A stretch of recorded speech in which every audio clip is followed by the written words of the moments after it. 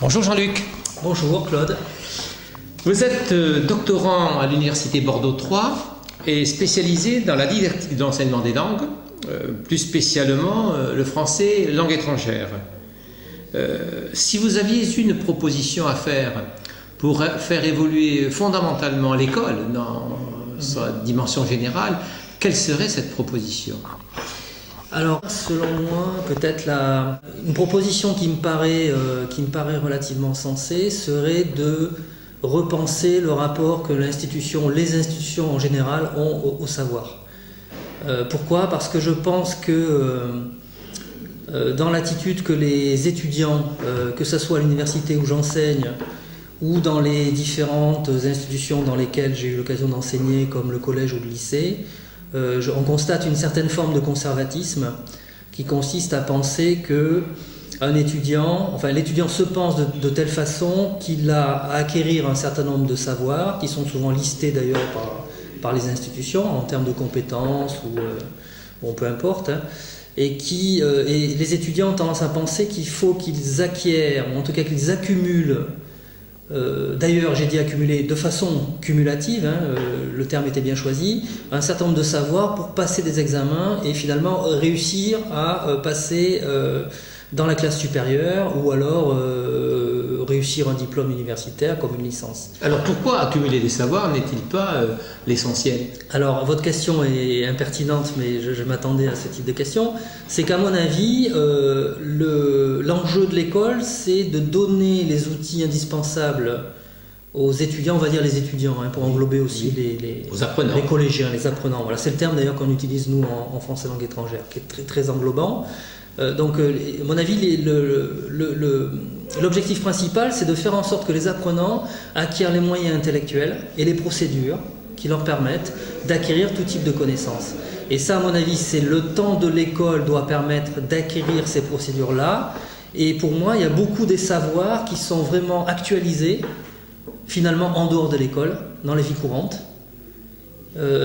Et d'ailleurs, si on réfléchit en termes de temps passé sur les bancs de l'école, comme l'expression, c'est l'expression qu'on utilise le plus souvent, le temps de l'école est très très court par rapport au temps de vie en dehors de l'école. Et finalement, c'est nous d'ailleurs ce que l'on préconise dans le français langue étrangère, c'est que très souvent, on pense que les étudiants apprennent plus en dehors du cours que pendant le cours. En fait, pendant le cours, ils acquièrent surtout des outils qui leur permettent de continuer à apprendre en dehors du cours. Alors justement, dans la didactique de l'enseignement des langues, utilisez-vous le e-learning et l'hybride d'enseignement avec des regroupements ? Alors malheureusement, dans le cadre de mon enseignement à l'université, je n'ai pas l'occasion de pratiquer ce type d'enseignement.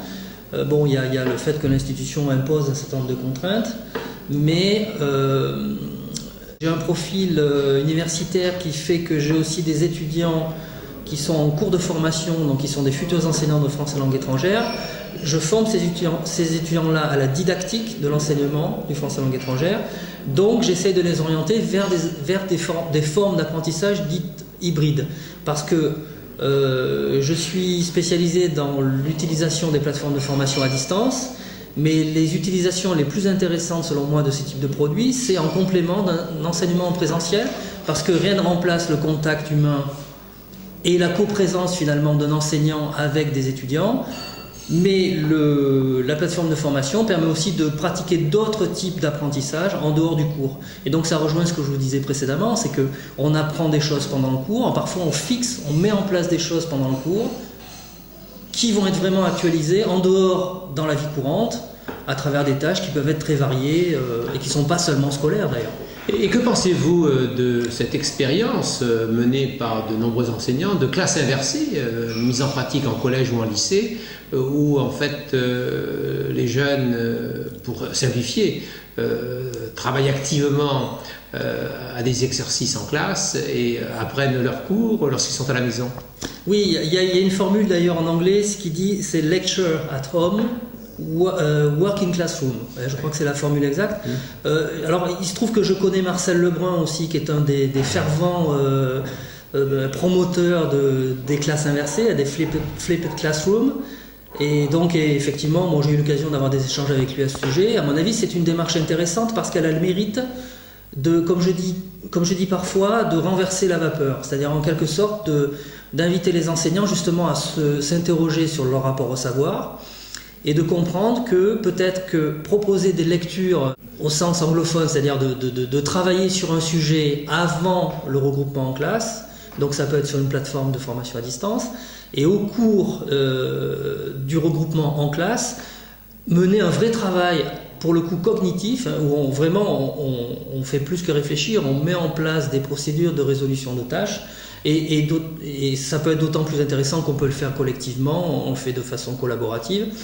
Et je dirais, il y a même une possibilité d'aboutir à quelque chose qui serait une production collective de type projet qui permet vraiment de fixer des choses et puis même de proposer des produits à destination d'autres groupes. Hein. Il y a aussi ces aspects-là, il y a aussi un aspect même pédagogique du projet qui peut être même introduit dans ces pratiques. Merci beaucoup Jean-Luc. Je vous en prie, merci à vous.